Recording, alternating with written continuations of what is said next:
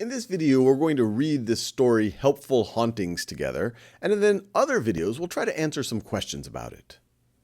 So let's just start reading. And they've numbered the lines for us. They might be useful for answering questions in the future. I was knee-deep in a mound of dirty laundry when I met a ghost named Kate. Interesting.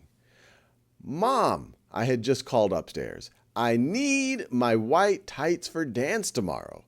I thought you were going to do my laundry. Juliana Maria Polino, you're getting older, she had yelled. You can wash your own clothes. That's when I groaned to myself. This is really, truly horrible. Then, in half a blink, the image of a girl flickered in and out of sight. She wore thick braids and an old-timey blouse. Actually, the voice said, this is a good turn for both of us. I am Kate.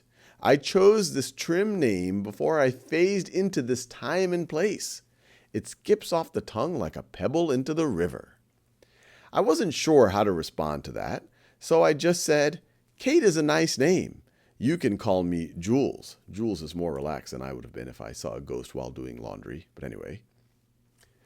What a lovely name. This is Kate talking now. What a lovely name. Like a string of tiny rubies around my Granny Stanton's neck. We're going to have a grand time doing this laundry. I had my doubts, but I still taught her how to operate our washer and dryer. She went crazy for it.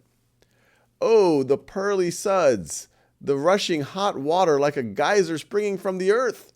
You should have seen the foul buckets of gray swill I've had to wash my stockings in during my life, she exclaimed. Kate's enthusiasm about the washer and dryer and her silly way of talking made the boring task of washing clothes fun. She told me all about phasing and the places she'd been.